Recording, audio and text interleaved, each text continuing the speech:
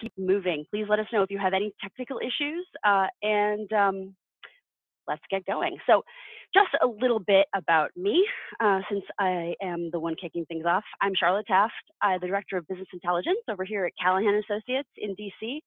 And just working with credit unions, working with Tableau, loving both. Was happy to get involved and work with Tableau and a bunch of really bright sparks at a bunch of different credit unions to say, why don't we have one of these for us?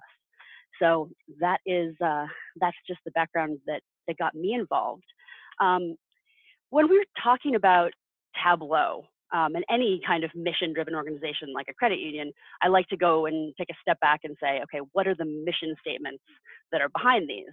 Tableau uses theirs all the time on marketing in their presentations, and that is help people see and understand data. I like that. It certainly helps me. Credit unions, and people might roll their eyes depending where you sit in all of this, but help members live better lives. One thing that we always hear is it's not just an auto loan. It's how you get to work. It's how you get your kids to school. How do we improve value for our members? And that actually makes it all the way through to improving their lives. So where do they come together? Use analytics to drive value for our members is sort of where we've been starting off with for this idea of a user group of credit union people and credit union fans to see what we can do with all of that together. And I think the best place to start is the familiar word in the credit union world, cooperation. And we'll be able to share both content, but also the best ways for us to leverage the different resources here. Tableau has a really, really heavily invested community. And that is things like industry user groups, like the credit union user group, local user groups that some of you may already be members of, as well as huge forums for asking technical questions, asking best practice questions, and letting people share with each other, as well as Tableau Public and other platforms that let you actually share your visualizations and say, okay, if this worked for me, here's how quickly it can work for you. And I think that really aligns well with a lot of the way we think about the credit union industry. And so we can connect for conversations in forums like this, share best practices, discuss challenges, and offer solution examples, just as starting points. We've got what we hope to be very regular virtual meetings like this one, as well as our online community that Tableau has graciously given us a nice structure for. The link is going to be in the PowerPoint, but you can also see it right here, community.tableau.com/groups/credit-unions. And log in, create a free Tableau account if you already have one, and join the group. We'll be doing all kinds of announcements, resource sharing. You yourself can post as soon as you join the group, and everyone is just as able to share what they'd like to share. So please feel free to do that. So on that note, I do just want to pass things off to the whole point of why we're here. Reggie Wilkerson is the Director of Enterprise Data Management Systems over at State Department Federal Credit Union right here in DC with me, although we are both at our own desks and offices. And he has been, over the last couple of years, really going through a transformational journey through analytics and big data, and part of which definitely includes Tableau. So one quick note, please do feel free to use the Q&A box as we go along. We're gonna stop at the end and go through as many as we can. We have a nice chunk of time here, and anything we don't get back to, we'll definitely follow up with you afterwards. So please feel free to use that. And without any further ado, I think I'll pass it over to you, Reggie. Okay, sounds good. Thank you very much. I really appreciate it. Let me just get this set up real quick.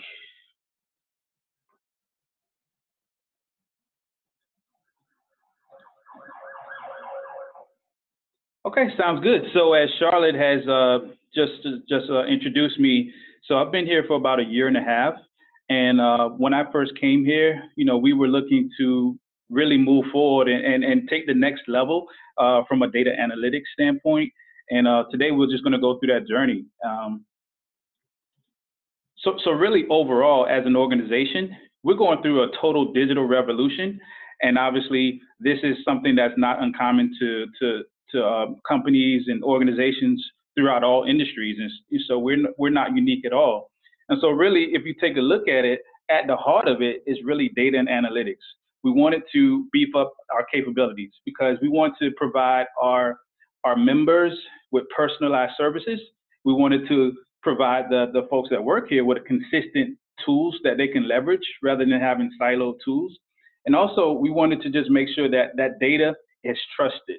And so, really, data and analytics is at the heart of that transformation that we're going through right now. Other things that we've done over the last year is really beef up our cloud infrastructure, and that really helps us with our speed to market. And then we've started to automate tons and tons of processes, and obviously that's a lot more efficient.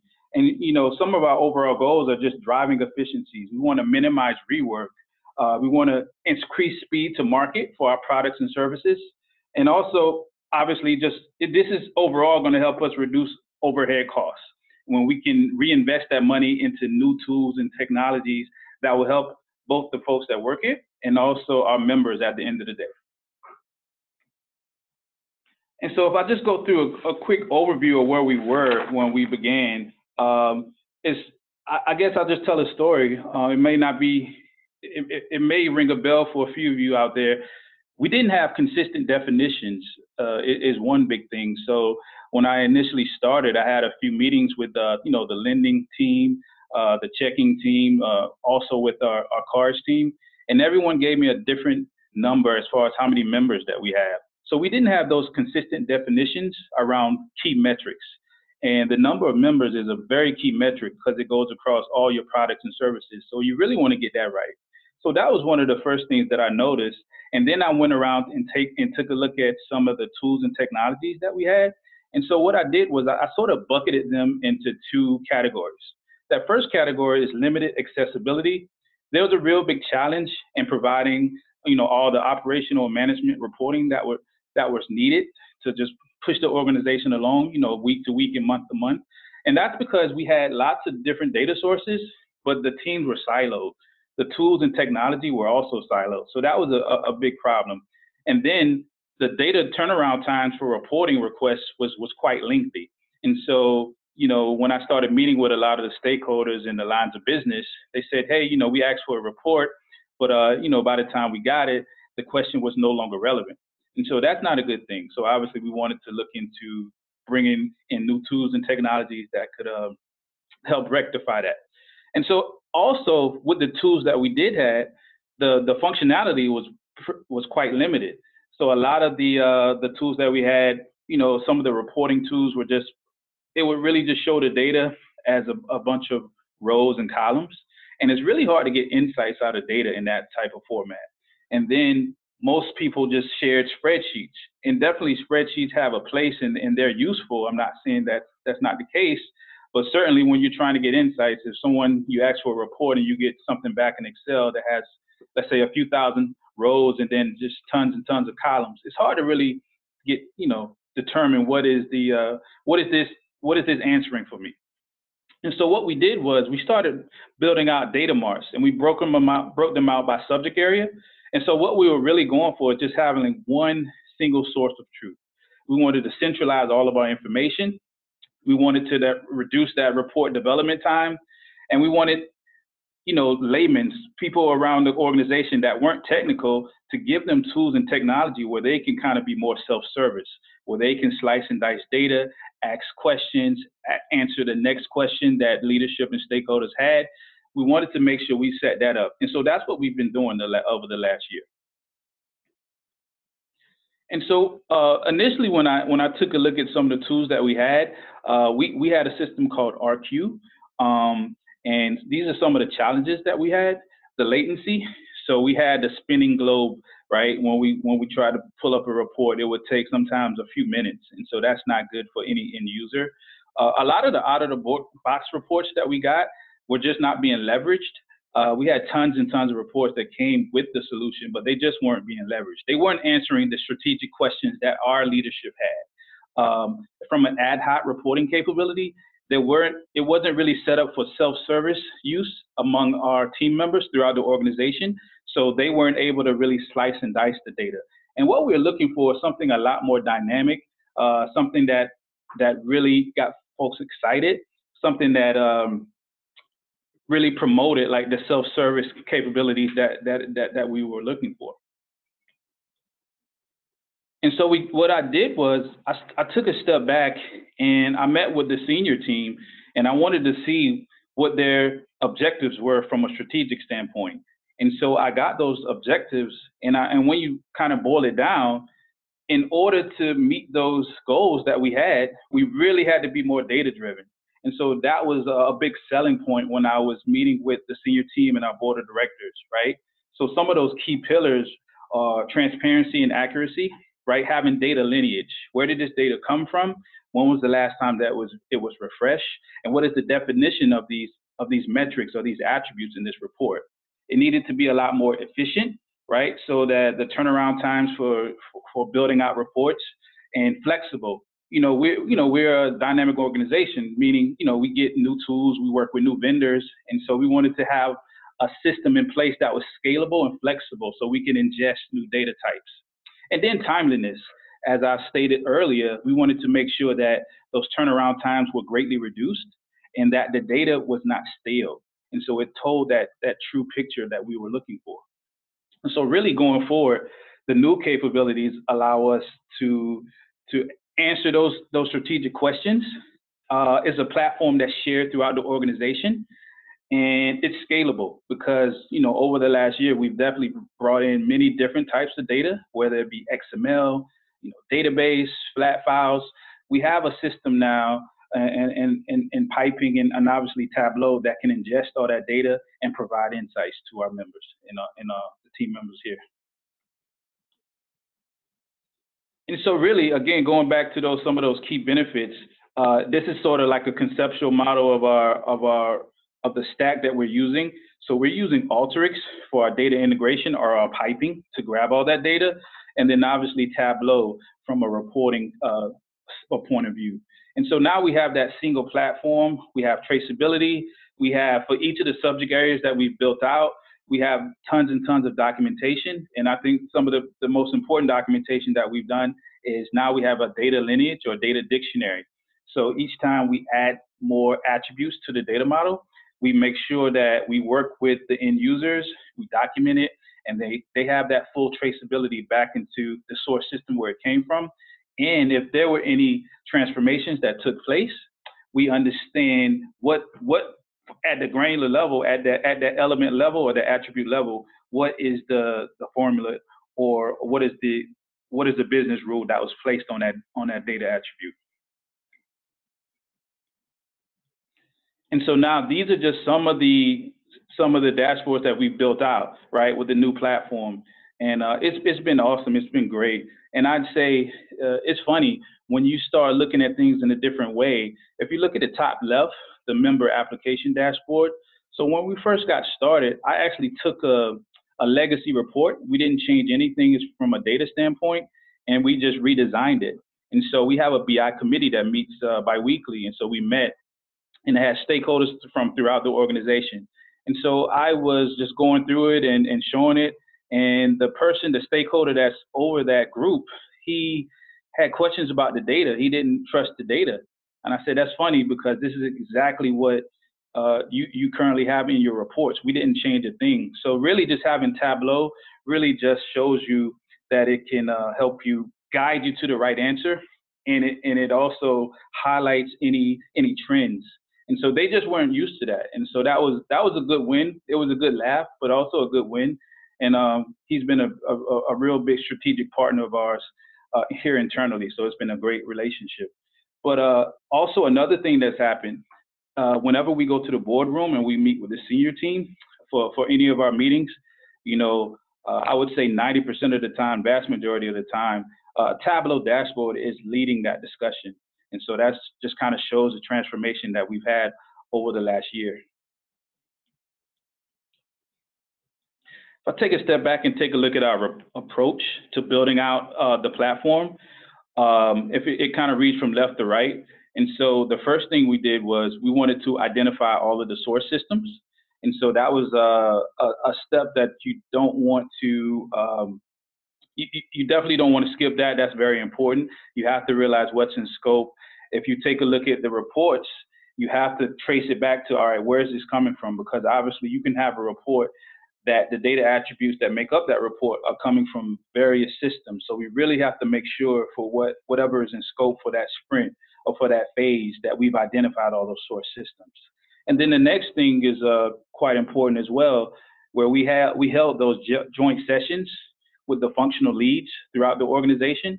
And so we really wanted to hone in and determine, okay, what are the objectives of this report that you're looking at, or what reports don't you have right now that we could build out, and then just kind of imagining the possible, right, using these new tools. So that was really fun, and we would meet with them probably twice a week for about a month during each phase.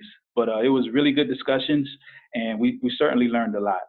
And then the next thing is we started with a conceptual model. So we started designing the actual data model. And so we just broke it up into the core functional areas of the organization. And so for us, right, the loan origination, loan servicing, mortgages, branch. So all of the normal functions of a credit union.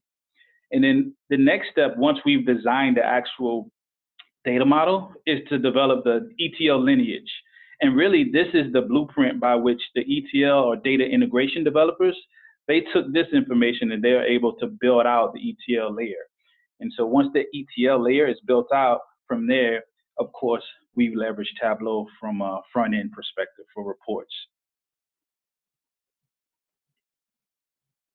And this is just showing that approach as well. Again, it's very, very important to make sure that you have multiple touch points with your stakeholders, i.e. the business.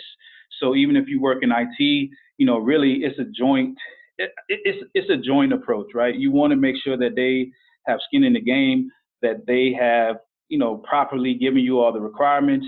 They sort of give you the why is this important? Because it's just great to just get on a whiteboard and sort of go through all those things. And during that time, you'll start identifying all the data elements that are going to be included in the data marts. And then from there, you can start identifying your key performance indicators, your KPIs, or your metrics. And for us, when we first got started, from a loan servicing standpoint, number of loans with unperfected liens, indirect loans paid in full in fewer than 180 days, and so forth and so on. And then from a design of the data model, again, we broke it out into subject areas, as you can see on the right. And really at the bottom, I said member 360, but really that's the overarching theme, right? The member is at the heart of our data model. So what I mean is, I can tell if a member has come in through us through any channel, both digital or in the branch. I know what products they have with us from a share, like if they have a checking, savings, money market account, which loans they have with us, how long they've been a member, where they live. You can spot trends, you can group them. So that's what we've built out, and it's definitely been rewarding, and we've been able to provide a lot of value to the business. This is just our data architecture at a high level. It's just showing the flow of the data, obviously starting with the sources. We have many types of sources. From there, we want to put it into a landing area. And for us, that landing area is up in the cloud, which you'll see in a subsequent slide. And then from there, we want to stage that data. And once that data is staged, we just place it into the format that it came in just a flat file, or in the database format. From there, we run all of our ETL logic. So if there's two columns that are going to make up one new attribute in the data mart, the data lineage document will detail all of that, and all of that data will be in the data marts. And then from there, of course, Tableau reports for our end users.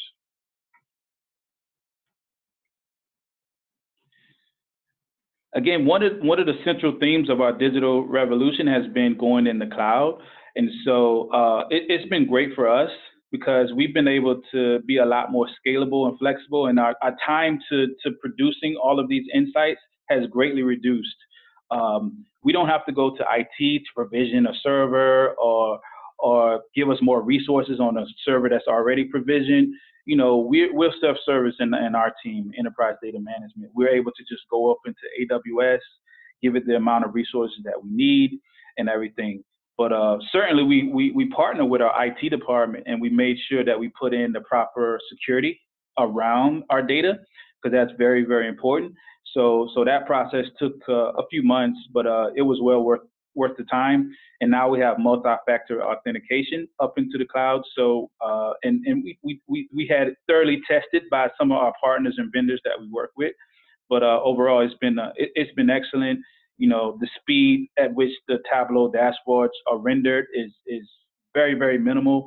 From a database standpoint, just running queries is really fast and responsive, and that's exactly what we are looking for.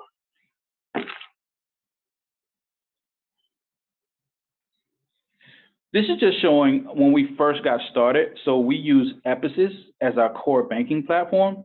And this is just showing that data extract strategy when we first got started. Again, after the good night process, we have jobs that run and they produce extract files. And then from there, it goes up into S3, which is Amazon storage. And then from there, using Alteryx, which is our data integration tool, it goes into a staging layer, and then from there into the data mart layer. But again, this is just at a high level, our data extract strategy.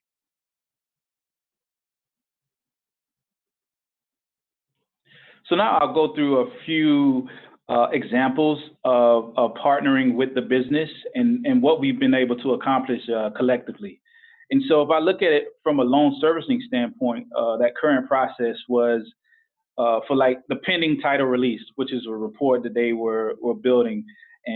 But if it was a multi-step process initially, so they had to look at several different RQ reports to create a list of titles that were needed to close, and then someone would compile them and take a look at that, and then they would know who to call or email to help close that title or get that title back.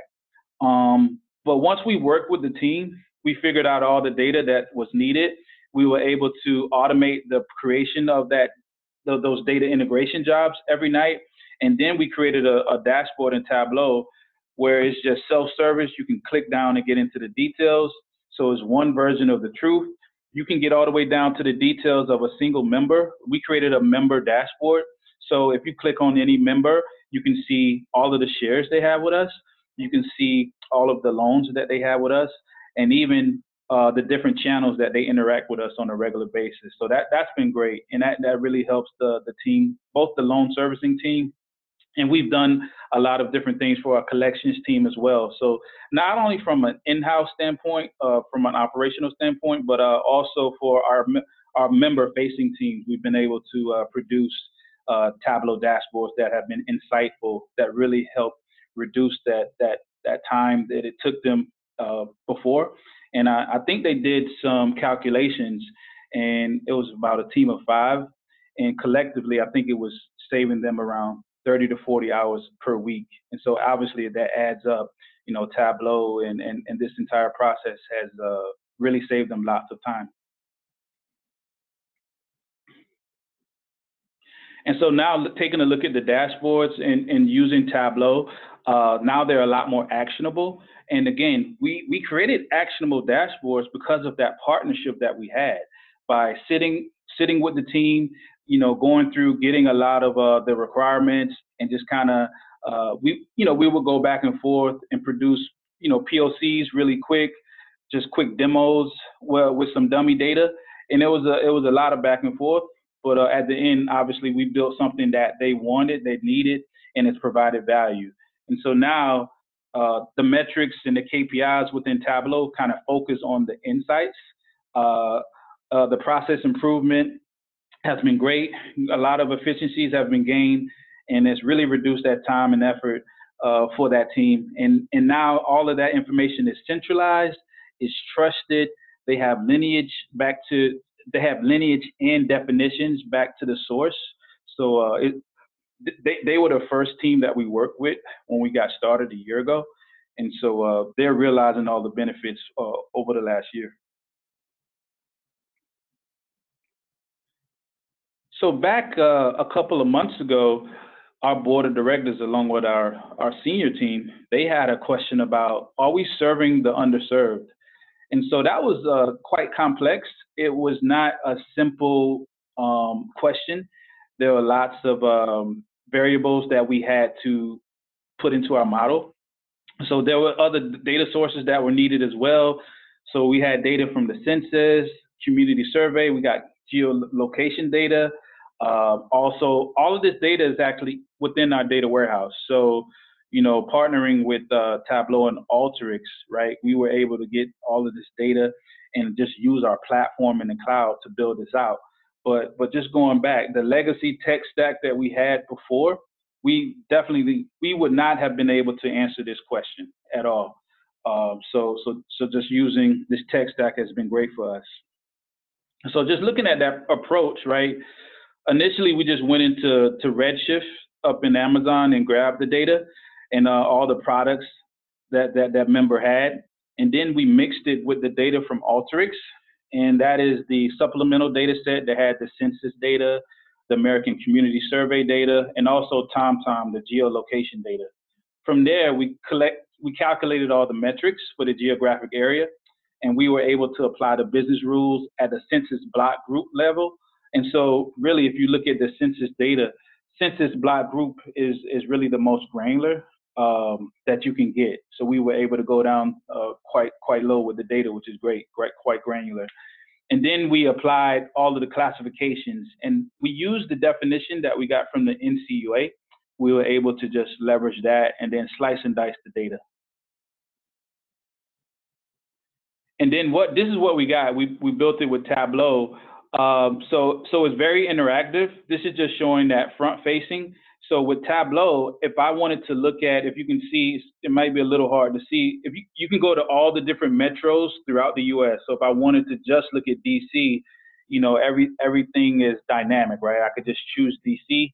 The map will render and show you the DC metro area. If I wanted to just look at underserved or not underserved, all of the KPIs are dynamic. It changes, and it's awesome because you can get down to the member level and you can see all the products and services that we have.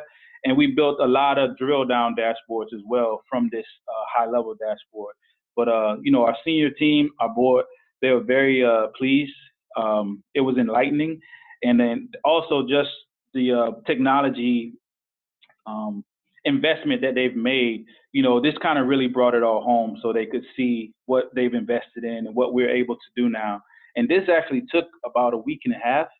And again, and that kind of goes back to having, using the Tableau, having a single source of truth, the data marts, and having all of our data definitions and everything in place really helps us with our speed to speed the market for ad hoc requests.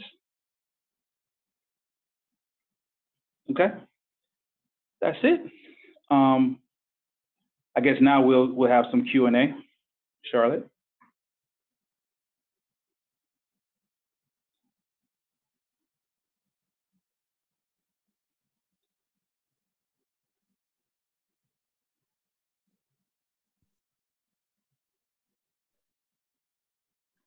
Charlotte, it looks like you're still muted.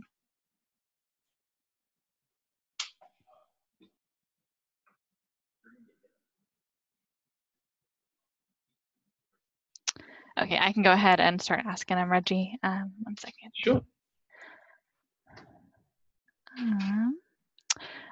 First question is, did you custom design a data warehouse? Yes, we did. We definitely custom designed the data warehouse. We kind of just took a step back, and obviously Ephesus is our major data source, being that's the core banking system. But we certainly took a step back, and we wanted to build something where the member was in the middle. And we used, we built it using the dimensional model method with facts and dimensions. But yes, this is custom. Awesome. And then how many analysts worked on this project and maintained the dashboard / reporting ongoing? We partnered with a few folks. So we partnered with QTech, and they were instrumental in helping us build out all of the extracts out of Ephesus. And then we also work with Slalom Consulting. And I know that Slalom works a lot with Tableau.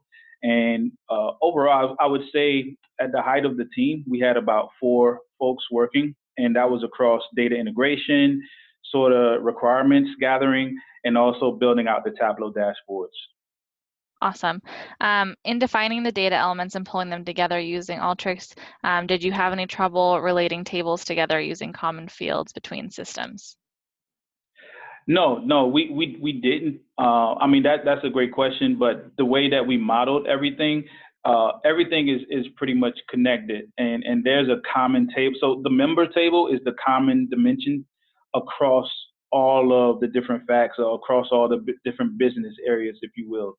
So obviously, a loan from FICS, which is our mortgages, won't connect to data that we get from Meridian Link, which we use for our loan application and for new members.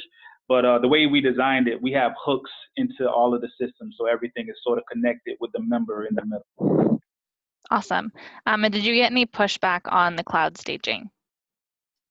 I think most of the pushback was internal IT, but I think it was just because they didn't have a good handle on it. We didn't have anyone that had that experience. So I was able to just sort of educate our internal teams, and I was able to also bring in like a vendor to sort of help with that as well. But no, it was fine from a leadership standpoint. They were all for it. Once we talked through the benefits and what we'll get going forward. From a leadership standpoint, it was fine. It was just making sure that our internal IT was on board. Awesome. And then what division is your BI team under? They're in IT, and under IT, there's a team called Enterprise Data Management, and we handle both the core banking system, Ephesus. We have an Enterprise Content Management team, and then, of course, we have a reporting team as well. Okay. And then how much of your source data is real time? Good question. We bring in all the data via batches every night. And so the data is always a day old. So right now, all of the dashboards that we have in production is looking at data from Tuesday the 18th. But we certainly have some ad hoc requests that we've done where we're connecting live, and we have some live data sets. But from a data warehouse standpoint, it's always one day behind, one business day behind. Okay, awesome. And then how long did it take for you guys to build from the upload to AWS to the finished dashboard? I would say most of the sprints or phases were about 6 weeks. It would take us about 6 weeks from identifying the source, meeting with the business, documenting everything, and getting like a conceptual dashboard built out with the data that we've designed and built. Awesome. And then we had a couple of questions. How big of a BI team do you guys have? Currently, we have 3 folks on the BI team, but we're actively looking to hire at least 2 more full-time, because we have tons and tons of requests from the business, which is good because they're looking at the dashboards and they know the capability. So the demand is really strong. So we want to beef up our team and bring on more analysts. Okay. Reggie, are there specific skill sets that you're looking to hire for? Yeah, some of the skill sets that we're looking for are individuals, men and women that have just general data analytics background. And it doesn't mean that you've worked in Tableau or in Alteryx before, but just, you can get around SQL, you understand SQL, you understand data, you understand, VLOOKUPs and formulas in Excel. And some people that are curious, do really well on our team. That's what we're looking for. Awesome. Okay, great. Go ahead, Jordan. Oh, go for it if you're back. Yeah, sorry about that. There were a couple other questions just about how you made the decision to build up the data warehouse, if you looked at any of the other players for not doing your own scoped project. I know there's approaches, mutuals and such right now.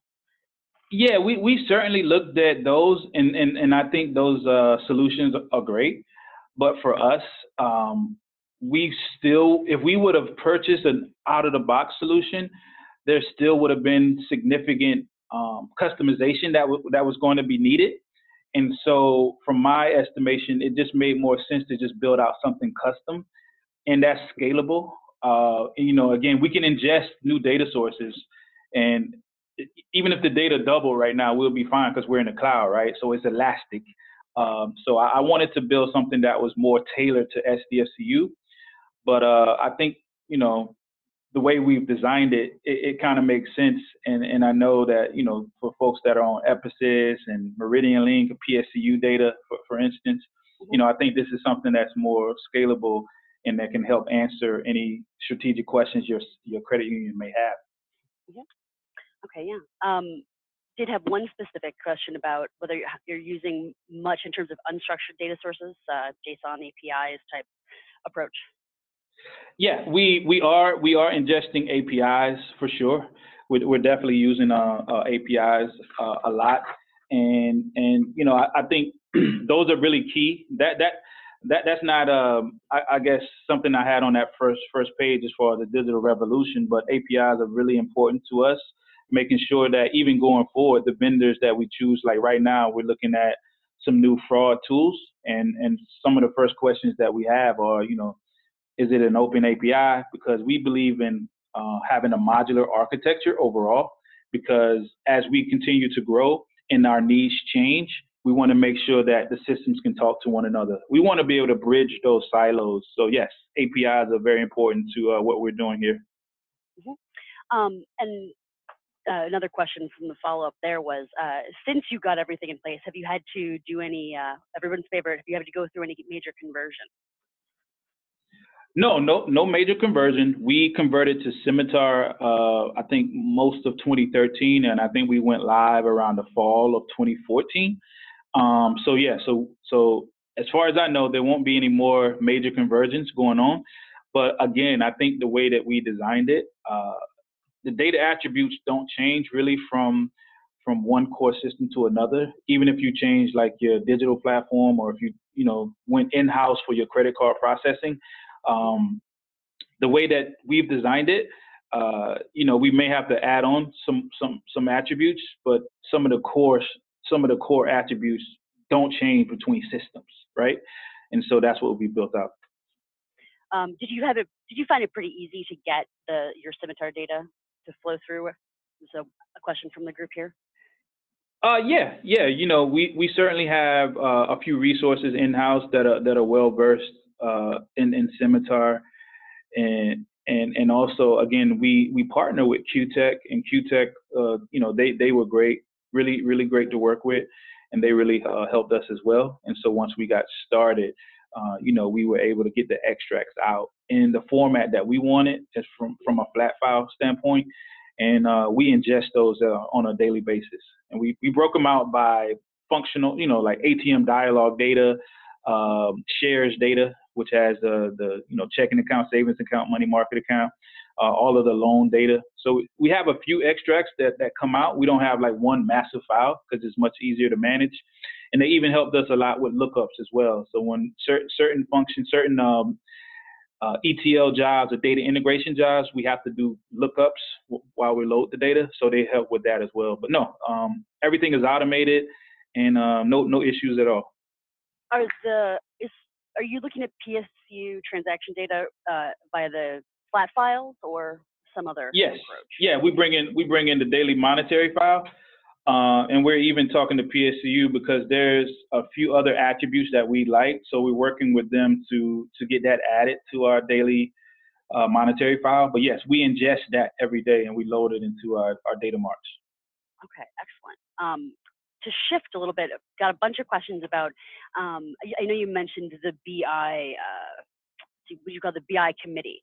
There was some curiosity about who sits on that in terms of executive level, and then also, is that the group that's dealing with data governance, or is that handled separately? Yeah, no, that's a great question. So we are actually going through and trying to, we started down the road of data governance, but there was some competing priorities. But that's something that I've been working with as well to get kicked back off. But to answer the question, yes, the individuals on the BI committee team will also be on the data governance team. And it is comprised of pretty much a lot of the directors and above throughout the organization. From a senior leadership team, our CFO comes, our CTO, and our COO. So pretty much the entire C-suite minus our CEO, she pops in every once in a while. But marketing, our digital team, our lending team, they all are very curious, and they have needs from a reporting standpoint. So they all attend on a regular basis, and I work with them very closely from day to day, week to week. Excellent. Just one quick note for everybody. We are definitely going to be sending out both the recording of this as well as a full slide deck, because I know that we've had a bunch of requests. Thank you. Reggie, another question on that was, in terms of, I've loved seeing these screenshots of the different dashboards. Are you doing any financial analysis type approaches? So either in the warehouse and pushing it out to dashboards, ROA, income expenses, loan and share analytics? Yeah, we've started to look at loan and share analytics. It's funny, this morning I was in a meeting with the senior leadership team and a few others, our comptroller and a few other folks, and we are definitely looking into taking it to the next level, doing some predictive models and everything like that, and just sort of taking a look at the visualizations and reports we've done before, and adding more attributes. So just building upon them, because again, needs change, and we're trying to continue to grow as an organization. And one of those big one of those big areas that we want to grow is to increase our checking accounts. So we were definitely just talking about that this morning, actually. So, yeah. The hunt for deposits, always. Yeah. Yeah. Yeah. There were a bunch of questions from people on RQ, whether you're doing the extracts coming off the core directly or you're filtering them through those tables, how that was set The up. RQ question. So we are not actually using RQ for the data marts. That system was bought when we converted, and so it was a ancillary system that was complementary system that we purchased. We still have it just because we pay for it, but we actually have decoupled, if you will, from RQ, and we built out everything with our own processes, and we're still getting this, that data from Epicus from the core, but we've decoupled from RQ. So there's still a few legacy reports that were built, prior to me joining, that a few teams still look at. But as we build out our team, add in more resources, we'll be able to just completely turn RQ off and just use our new data warehouse for everything. Gotcha. Someone was curious, as we're talking about extracts and sort of how this process works, whether your Epicus extracts, are they taking a very long time? How often do you run that? The Epicus extracts, no, they don't take long at all. Once we did the first full load, that obviously took a few hours. I mean, we're bringing in data for the last, I forget it exactly, let's say 5 or 6 years. So that's, millions and millions of records. But on a daily basis, what we load into the data warehouse are any net new changes to existing member data, and then obviously any new transactions that have taken place throughout all of the different source data systems that we use and that we modeled into the data mart. But no, that process end to end now, I would say an hour and a half. Let's just say 2 hours, and the process is done. Okay. And we've also leveraged Tableau. We created dashboards that monitor the loads. So, every morning when I come in, this is literally the first thing I do. I make sure that there weren't any errors or anything with the loads. And we also ensure that, the target, the source, the number of records in the source match what's in the target for that specific day. So that's definitely a part of what we do. Okay. On the topic of refreshes, some people are interested in the types of stuff that you're refreshing daily, and what kind of issues you may have run into with operational use of member level data, and whether you're getting much of a push for much more live contact with that kind of database. I think you said the PSU stuff's refreshing overnight, correct? Yeah, there aren't many use cases for us where it needs to be like live, like right now. Again, there are a few dashboards that we've created where there is a live connection, and we've built that out. And we even use APIs because obviously that's that real-time connection right back to a source system. But we don't have a huge use case for live like it needs to be right now. Um, um, so that's not something that we're looking to build out as a capability overall for the data warehouse. But certainly with the tools and technology that we have in place, we can, whenever one comes up with a use case for it, we're able to satisfy it. But it's not something that we encounter on a very frequent basis. Mm-hmm. Excellent. In terms of your installation, your deployment of Tableau Server, you've told us a bit about the structure of your BI team and where you'd like it to go. Have you been providing others in outside departments with web edit access or any kind of ability to create their own visualizations, or is that pretty much grouped with you guys with the experts for now?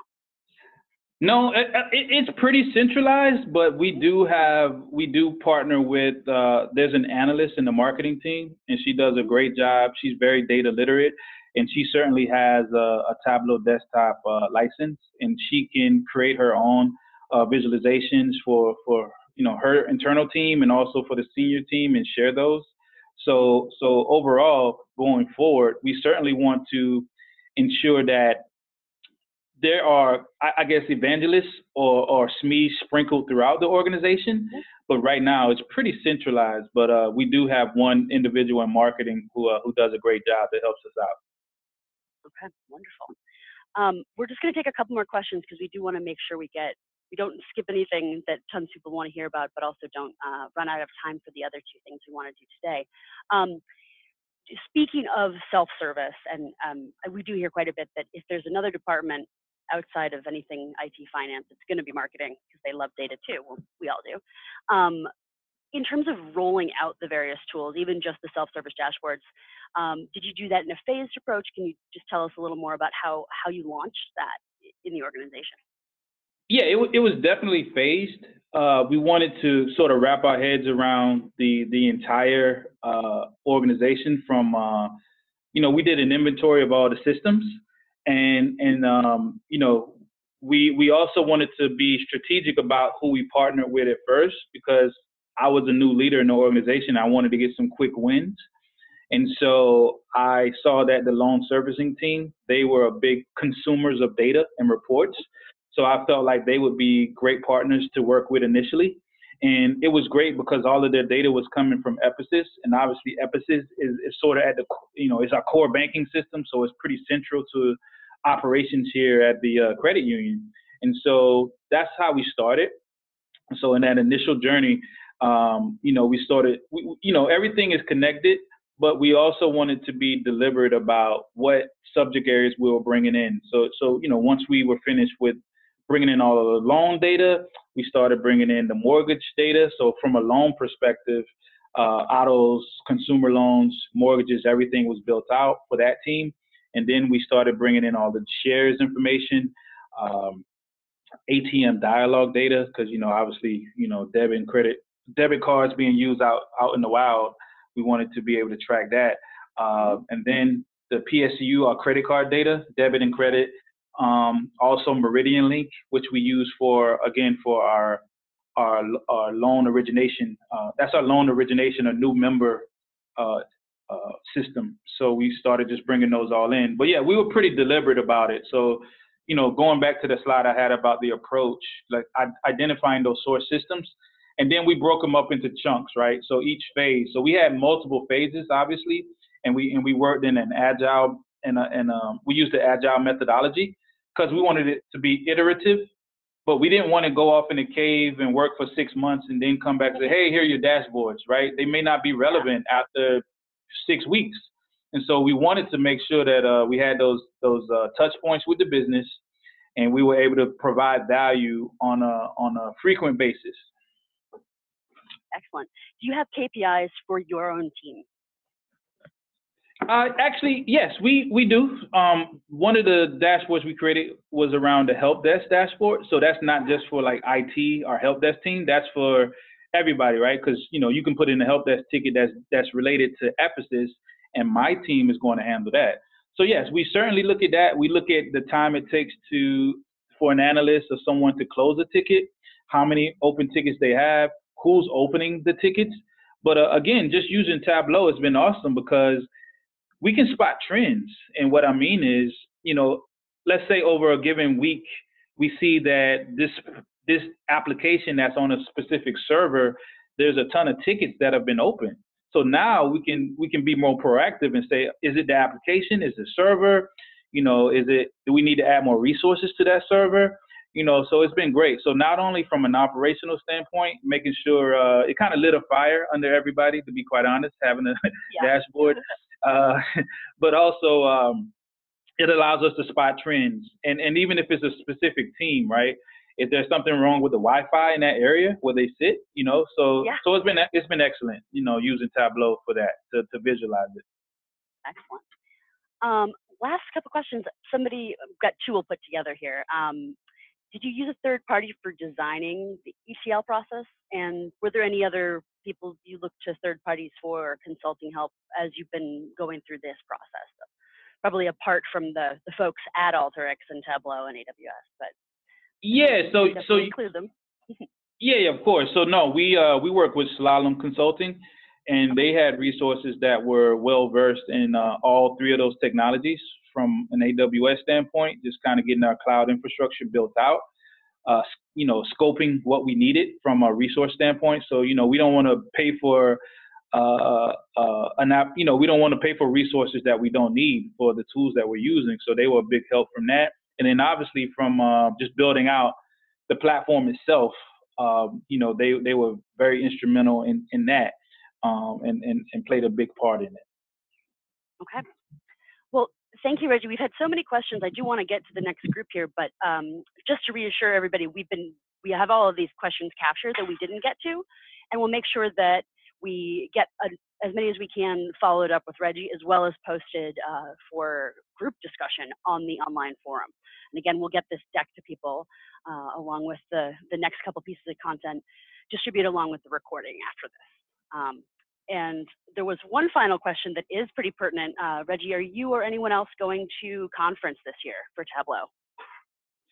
Yeah, I'll be there for sure. I'm really, really looking forward to it. It was excellent last year out in Vegas, but I'm really looking forward to going to New Orleans and hanging out in the Big Easy and, just networking, seeing some of the new functionality that's coming down the pipe for Tableau, and just seeing how others in not only the financial services space, but across industries, how they're leveraging Tableau. So I'm really looking forward to that. And I guess in a few weeks now.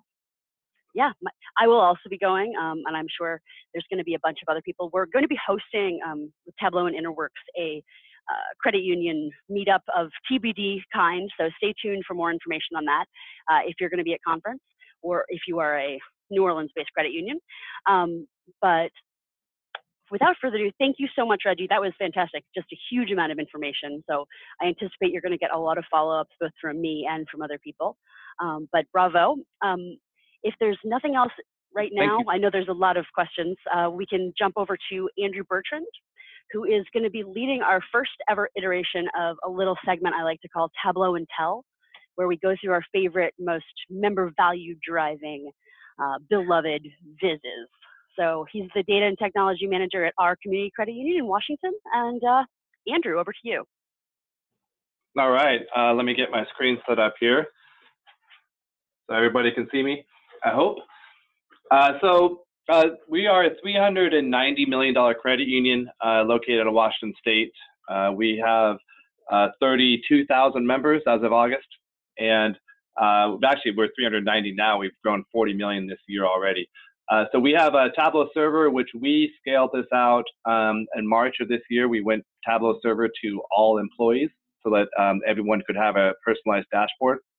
Prior to that, we did a scaled rollout, and I remember that was one of the questions that was asked earlier. So go ahead and talk about that. We did a scaled rollout where it was just basically the C-suite at first, and then we moved it on down to branch managers. And then after we had some good buy-in with all of the using reports and trusting the data, we rolled it out to everyone. So what we're going to go through today is, as you can see here, this is our Tableau server environment. We have 113 workbooks right now, over 402 views. And this was all created as of, most of it was created since November of last year. We use OnApproach for our enterprise data warehouse and Ultra Data Core, which we are in the process of looking at new cores for that since it's an outdated one. And to preempt some of the other questions, we do a daily extract. We do ETLs with Meridian Link. We do ETLs with our online banking and our e-statement providers.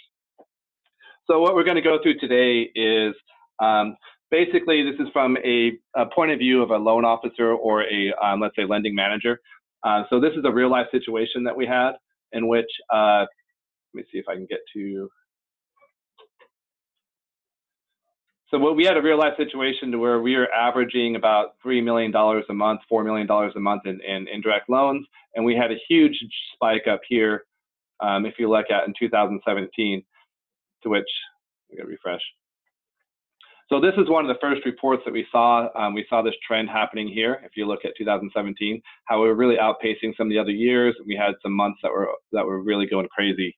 So we kind of had a little trend here, and then it just super accelerated at this point. So we looked at it. We took a hard look at that. We didn't want to get too much reliance upon indirect loans. We also didn't want to have interest rate risk with the extension risk of the 84-month loans and 72-month loans. So this is kind of the first way that we diagnosed this issue. And then what we look at next is some other ways that we could diagnose that. Like we have an indirect policy report. We could see that I was projecting this out. We were going to hit our limit if things continued as they were. We already did go over some of our sublimits here. So that was just kind of our first diagnosis of the issue. We also have a daily loan report. Now this is what really drove adoption, I think, of Tableau Server, because this is something to where someone can subscribe and get this report in their email inbox each day. And you can look at, what are the percentage of indirect autos and different things that are going on to the day. And of course, all these with Tableau, all these are interacted. And I had these preloaded, so they're going to have to refresh. But in all of these, there's with a Tableau, you can build in the dashboard actions. You can look at specific items. I have also pulled into this report, I'm looking at what our daily loan paydowns are. So we can compare our loan paydowns compared to loans coming in. You can look at what the goals are, what the average amounts are, amounts per day. And most importantly, at least for us, is what's the weighted average rates of the loans coming in. And that's what we were finding is the loans that were coming in the lower tiers and higher terms. So like I said, we're extending out our interest rate risk. Another report, this is coming from our Meridian Link loan origination software, just like Reginald had it before. And with this, we can look at different things. If you want to look at, what are your approval ratios by tier, stuff coming in, loan officers, how many applications they've worked. We're looking at how much you funded, approved, not funded, average funding days. So you can look at different metrics just at a snapshot right off that. Also, the application trends, like if we were going back on that scenario, you could see in the application trends that we were getting, like some of the approval ratios were going up, and this is just last 6 months, so it's not showing that in 2017 when that happened. But this is where one of the first things I looked at after we were seeing, okay, what's going on in this diagnosis issue? So looking at a couple different things for application trends, and now these are also served on our intranet for the loan officers and lending managers, so they can look at see what the trends are going on, and then of course they can adjust their timing and everything with Tableau. And then just some fun things. I was playing around with doing a Sankey diagram with this, and we could see, okay, so if we approved 27% of our loans, how many of those were actually funded? How many instant approved or funded? And then pre-approvals, how many pre-approvals were, 2.8% of our pre-approvals of our loans are pre-approvals, but then we only have about 1% that go through. So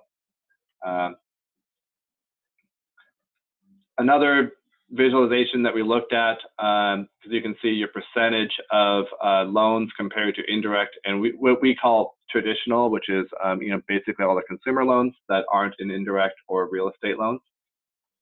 And you can see this is when we had that issue. We were like, wow, what's going on with our underwriting, what's going on with the dealers, why are we getting this big spike in indirect? And so after we were able to correct mid-month, this was actually projected to be about 8 million. So we corrected mid-month, and as you can see, we're back down to where we want to be with our goals. One of the things we used for looking at to determine how we were and how we stacked up with our rates in terms against other credit unions. This is one presentation that I gave to senior management. So we're looking at, this is just our applications by credit tier range. So you can see, we're trending lower on B and C, and actually, a little bit higher here on the S and E's. However, on that month, which was March of 2017, we were getting a lot more here in the tier 1 range. So that kind of was our first indication of an issue, that maybe our underwriting in this area or our rates in that area were lower than the competition. So then what we did is, after I did some analysis with pulling in other credit unions' rates, looking at some of their indirect rates and trying to compare the program, then we could see how we compared. And this is, kind of works out really good with this type of visualization, when you can see what's the rate and then your credit score, so you can compare how you are to other credit unions. And if there's any other credit unions in here, I apologize in advance if you're in this. We had to check your rates against ours. And one of the great things about this is you're able to see, okay, so we're at this range right here, here's everyone else. And this is usually, probably what you might get a lending manager will present to the CEO, hey, we need to change rates, this is where they are. With this, they're able to say, okay, where are we comfortable in being? Do we want to be median? Do we want to be first quartile, third quartile? So we could use this to determine, like, you know what, on 84 months, let's slow it down. Maybe we'll go 384, and we'll be in between these ranges here. And then look at some of the other tiers, and maybe, maybe there's a tier that we're a little bit better right here than most people. Maybe we want to keep that for a rate advantage, or do we want to be as a rate advantage further on down the line? And of course, we did the same thing with our different terms that we're looking at. So this is one that I usually, if I'm in a meeting to which we don't have a screen or a presentation, I'll usually highlight OCCU and print this out and bring it, and everything else will print out correctly with Tableau. So as a result of that and going through that rate comparison, you can see that we did a couple of adjustments for the rate and tiers, and this is our weighted average rate of new originations. You can see we really jumped up here when we made some rate and tier changes, and now we're, if you look at 2018, we're sitting pretty good as far as our new originations coming in. And that allowed us to do, with our higher weighted average rate coming in, it allowed us to do a CD promotion this year. So another thing about us as a credit union, we are only 52% loaned out. But we did hit a 1.10 ROA in August, so annualized. So that's 110 basis points for ROA, which is for our size and 52% loaned out, I would say is phenomenal. And let's see. Some other fun things that we had when we were looking at this too was, if you look at our, let's see here. Oh, we went through that one. Excuse me here. So just some other, this one is a visualization that we use for marketing. What I won't show you is the second page, which actually provides a full master list that marketing can play around here. They look like, okay, you know what? I want to look at everybody who does not have a credit card. They also, maybe they do have an auto loan.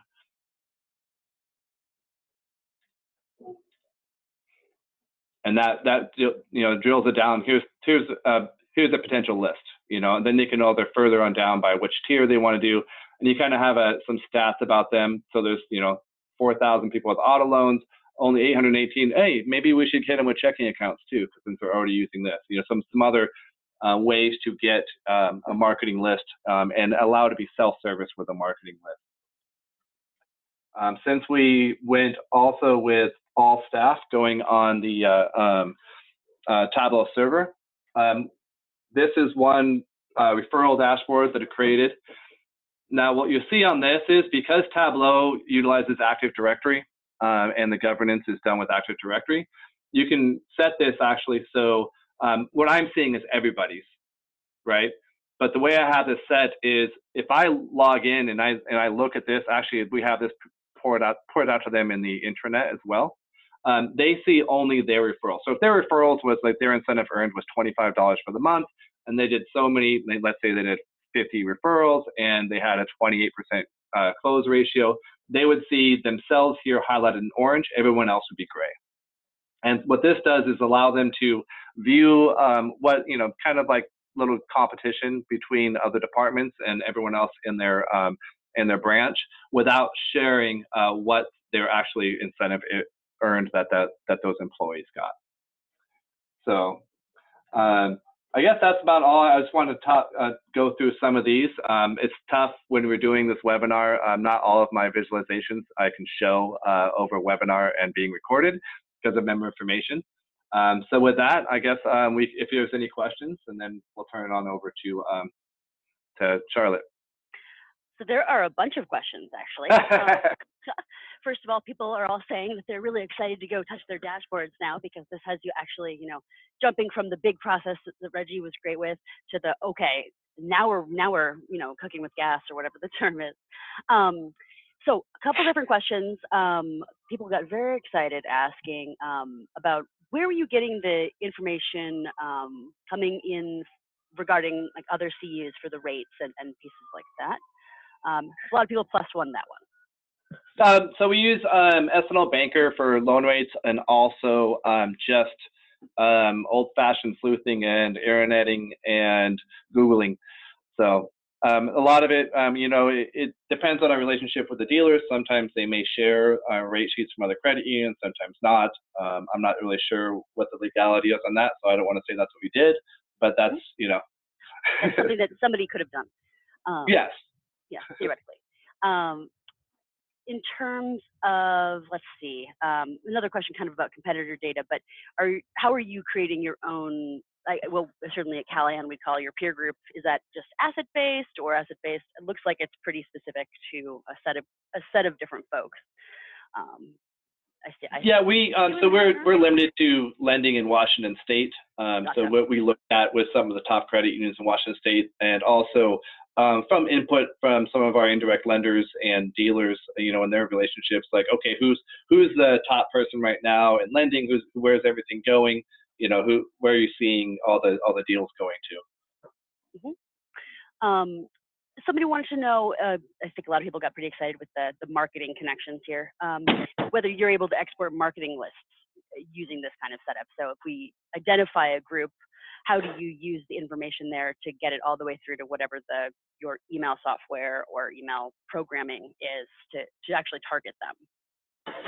Yeah, so we actually have, so that marketing master list is something that they do manually if they want to, and then they'll pull it down. And what I do have on there is hashed member numbers, and so they can bring that, I think of them using an MD10, a hashed member number so that they can use that for tracking later on and on whether or not that member followed through on the email. But we're using Documatics for the emailing. We also have a program from our data warehouse, and I think I mentioned we use an on-approach for our data warehouse. That was another question, so perfect.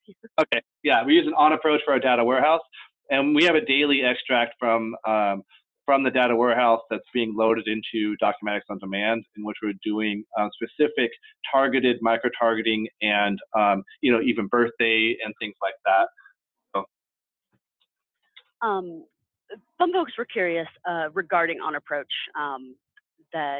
or whether all the data elements that you have in here stock in the on-approach data warehouse, or whether you did a lot of customization, because they definitely look like you did a bunch of customization and it's coming from different things. But if you wanted to speak to that and kind of how you, without making this just be an on-approach pitch, because they do great stuff, but so we have a lot of flat files and things that we're either using, SQL Server agents to bring into data warehouse ourselves, or creating a separate SQL table.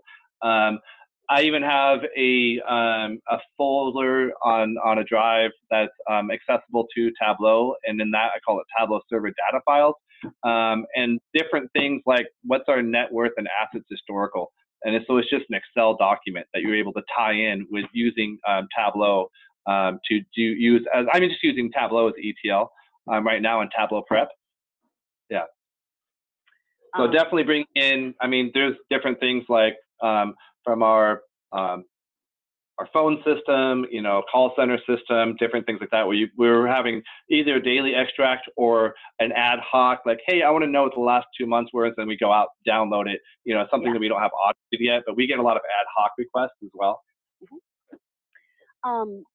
Question sort of relates to that. This is not a question you have to answer live, but folks were wondering whether you'd be willing to share your ETL process or Meridian link to them so they can copycat you. Well, yeah, so with that, we are using the APIs with them. So we have an XML that's brought in each day that we're then extracting out of the XML and bringing into, we're bringing that into our on approach data warehouse using a system, I believe, that was done. Yeah, anyway, it was already kind of, somebody else had done it prior and it helped us out with that. So. Okay, wonderful. Last call. If anybody has any other questions for Andrew here, please hit them out. Andrew, I believe you said you're also going to be at conference at Tableau. Yeah. So. Yep. This will be my 5th year. Oh wow. Very nice. Yeah. Okay. Anything else for Andrew here? Thank you very much. This is awesome. It's great to peek under the hood from other people. All right. Thanks for having me. Okay. Awesome. Thank you. Well, our next up, and really appreciate that. I do just want to plug, and we're going to come into this at the end as well, but this is a community group. And if you have some dashboards that you either have some questions about, or that you also want to show off and talk about your story and how your group used them or how you deployed them, give us a shout out after this, because we're looking for people to participate in the next and subsequent user group meetings. On which note, I will pass over to Lauren Pentikoff, who is with Tableau, just to give us a spotlight. There's been a bunch of new releases, and not just in Tableau Desktop of late, as well as events coming up. And she can also answer some of the sort of product questions I believe we're getting, or find the person who can for you. So over to you, Lauren. Great. Thank you, Charlotte. Yes, so I have had the luxury of working with Charlotte and Reggie this year. I have been at Tableau for about 3 years. And so coming from a non-technical perspective, would love to share with you guys some of the work that our dev team has been working on this year for releases in 2018.1. That was a release in April, and then 2018.2 released in July. So you guys are hard at work, and so are we. So also, for those of you who are wondering what happened to 10.6, don't worry. We changed our naming convention earlier this year to align with the year of release. So 10.5 was the last release using our legacy naming convention. So on to 2018.1. So we will start here. There were a lot of new exciting features in this release. Won't have time to talk through all of them today, but the ones in red we will highlight, starting with our new analytics capabilities, beginning with hierarchy filters. So hierarchy filters are a new filter option for hierarchical data. This improves the user experience with these filters. So if you're familiar with the only relevant values option for filter dropdowns, then you can appreciate that the all values in hierarchy brings this context to a whole new level. It improves querying times against Snowflake and star schema databases, and it is selected by default when you bring out a filter from a field that is already in a Tableau hierarchy. Next one, we'll jump into spatial, also known as maps, which we absolutely love. So you can now connect to spatial data in a SQL Server. This is cool because you had to previously connect through a file. So this is the first time in Tableau's history that we can connect to a possibly dynamic data set. And mapping gets even more awesome with the dual axis mapping. Until 2018.1, let's say you had states and office locations with lat long, you couldn't put them on the same map easily. So Tableau could always give you lat long for states, but if you wanted to do some type of member analysis based on home location, for example, you would also have to bring in lat long for those street addresses. So this new feature allows me to put them on the same map from the same data source. So you've got the flexibility to use generated locations like state alongside custom locations like office buildings. And then the last feature of 2018 we'll highlight is the download to an older version through server or online. So in a hypothetical world where not everyone in your organization lives on one version of Tableau Desktop, you can now download workbooks that were published up to server and online and specify the version that you are saving them as. 2018.2, which came out in July, this update looks twice as full as 2018.1. That's because it is. There were all kind of improvements released in July, ranging from analytic improvements, design features, mapping, connections, collaboration, all the way to how you administer your server. So we will again dive in with analytics with nested sorting. So if you've ever tried to nested sort in desktop, you know how difficult that was. Internally, we go through a certification process where we have to learn how to use the product, obviously. And this question always came up during our tests. So to solve it, you had to write a calculation and move fields around from columns and rows. And if I'm being completely honest, I don't remember how to do this on earlier versions because I forgot immediately after passing that test. So now with 2018.2, this is a much more intuitive experience. As by way of definition, if we don't know what nested sorting is, it refers to the ability to rank the subcategories within another category. So in the view on the left, you can see that the central region sells more products in the chairs subcategory than any other subcategory, but it's really hard to compare how chairs ranked in other regions versus the view on the right using nested sorting. That question is quickly answered. Okay, on to dashboard extensions, which honestly probably should have left for last because this is my favorite thing that we've come out so far. I didn't really understand what was going on with dashboard extensions until somebody showed me and I tried it myself, which fancy that. So to use these, all of these extensions are available in our extensions gallery and they're created by third parties, which means that you too can create your own. You download these to get started and then you open up Tableau. I've just created a sheet that shows sales by region and segment, and I'm going to grab this extension object, which is new in 2018.2. So I've already downloaded one. I'm just going to quickly search through my downloads and open that up, and then the fun will start. So I can configure this, and I'm glad that Andrew showed a Sankey diagram because I honestly had no idea how to create one until I downloaded this extension. So I'm going to choose region and segment and then sales, hit OK. And then I've got myself a beautiful Sankey diagram that took me maybe a couple of minutes or 30 seconds, to be honest. So there's all kinds of stuff in there, including the write back function, which allows you to click on things in your dashboard. You can edit in that extension, and then it sends the changes back to your data set. So we've always said that Tableau is a read-only tool, but now you can write back, which is huge. All right, on to mapping part 2. This one, we're going to dive back into Tableau too. So our customers must love maps because our dev team loves them as well. This one with spatial joins. Let's dive into Tableau. And I'll play this out. So we're looking right now at a map of DC and watching the amount of time it takes to drive to a specific area. So you can drive to any part of DC within the expanding isochrone within 13, 14 minutes. So because of the way we've joined the data through an intersect join, the X's are only coming into the data set when the isochrone encompasses the area. So in other words, the locations weren't allowed in the data set until the filter progressed to those points. So the only common element between the two data sets is location, and you can easily analyze points within a geographic area for a deeper understanding of that spatial data. So this could mean all sorts of things. We just had a big hurricane over on the East Coast, and if you wanted to see which locations in your credit union might be in the way, you could connect to spatial data for weather versus member location. So all kinds of impact there. And when it kicked me back, all right, collaboration. So in server, you now have the ability to @people. So if you post something and you want to call a specific attention to an individual, you can tag them in a view, and so they receive a notification and it brings them directly to something, which seems like an incredibly useful addition. So thank you, dev team.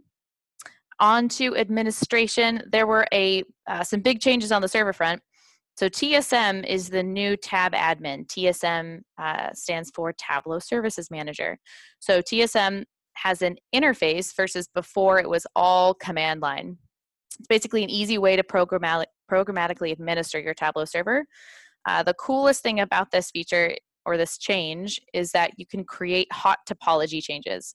So what that means is you can let's say increase the number of backgrounder processes to pump out extracts overnight. Morning comes around and you spin down those backgrounders and spin up BizQL servers to support view rendering, web editing, everything that your users want to do during the day. And your server admins can schedule this through TSM. Before 2018.2, this would require a full server restart, but no more. And then here are some highlights with TSM as well. Prep, I heard Andrew mention that earlier. We built Prep this year. That's pretty much the extent of what I'm going to go into that today. It's an ETL-like tool. It will not meant to replace something like Informatica or Alteryx, but it'll help you clean up messy data, and we are actively supporting and making improvements to that product for each release. And then the last thing I had was conference, which I'm so thrilled that we have talked about today. I will be going, Charlotte's going, Reggie's going, everyone's going. We're having a conference, a credit union meetup. And Charlotte, that's all I have from the What's New in Tableau. Do you have anything to add about future meetups for this group? I do, yes. Let me steal the screen from you. Thank you, everybody. Basically, just a couple little follow-ups here. We have a group that we want to get off the ground now. All of you have joined this call and we hope enjoyed it. So what are the next steps? You can stay tuned until we try and reach out to you about the next meeting, or you can go ahead and join online, the community.tableau.com/groups/credit-unions, which will be linked here in the PDF that we will be sending out with the full deck content along with the recording. Things you can do, you can set up polls, you can invite people to other Tableau type events. You can share vizzes. One of the other members of this group and I went back and forth. We did it on email, but we could have done it right in here saying, I have this calculation that's just not working. It's really specific to this branch data issue I have that I bet other people might have already encountered. We can solve credit union specific and finance specific questions here that you might not be able to get at your local TUG meeting. And also just find people who might be able to give you advice about other technology partners that are really specific to our industry. So ask questions, find answers, find people, and nerd out about credit union stuff. So in addition to just coming and joining the online community, we are obviously looking to have more of these events if people keep liking them. If you're interested in speaking or presenting, we'd love that. If you think you've got a whole concept like, oh, I've got 3 ideas and people all about Tableau and marketing and credit unions and you want to host, kick me out. I'd love that. Or if you just want to be on kind of the planning group, steering things, that is great too. Please reach out to me and we'll get you synced up with the pipeline we're about to build. So I really appreciate everybody attending. We are going to send out, as I said, the deck, the recording, and also a survey just to make sure that we get a sense of what are you looking for. We can create this group and it can cover whatever we want so that we can work together to really benefit our credit union, benefit the industry and the movement, and really benefit the members. So thanks everybody, especially Andrew and Reggie, and to the Tableau team for organizing. And please don't hesitate to reach out. We will try and answer some of the other questions in the online community that we didn't get to. So appreciate your patience and have a great rest of the day. Thank you.